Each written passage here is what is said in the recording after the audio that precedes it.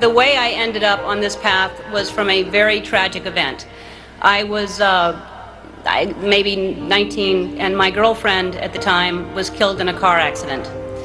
And I passed the accident, and I didn't know it was her, and I kept going. And I found out shortly after that it was her. And I was living in a basement apartment. I had no money.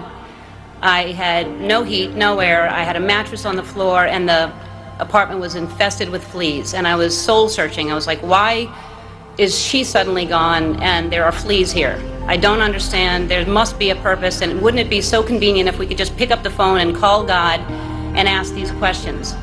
And I started writing, and what poured out of me was an imaginary conversation with God, which was one-sided.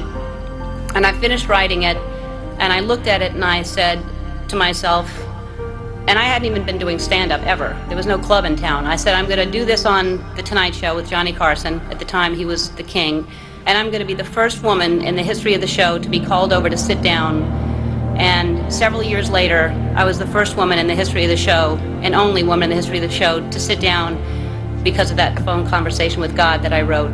And I started this path of stand-up, and it was successful and it was great, but it was hard because I was trying to please everybody, and I had this secret that I was keeping, that I was gay, and I thought if people found out, they wouldn't like me, they wouldn't laugh at me. Then my career turned into, I got my own sitcom, and that was very successful, another level of success, and I thought, what if they find out I'm gay, then they'll never watch. And I finally decided that I was living with so much shame and so much fear that I just couldn't live that way anymore, and I decided to come out and make it creative, and my character would come out at the same time, and it wasn't to make a political statement, it wasn't to do anything other than to free myself up from this heaviness that I was carrying around, and I just wanted to be honest. And I thought, what's the worst that can happen? I can lose my career.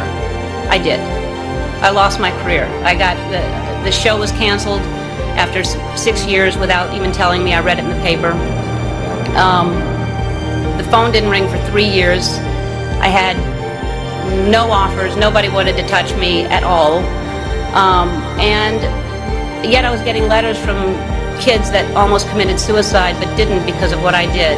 And I realized that I had a purpose, and it wasn't just about me, and it wasn't about celebrity, but I felt like I was being punished, and it was a bad time. I was angry, I was sad, and then I was offered a talk show, and the people that offered me the talk show tried to sell it, and most stations didn't want to pick it up. Most people didn't want to buy it because they thought nobody would watch me.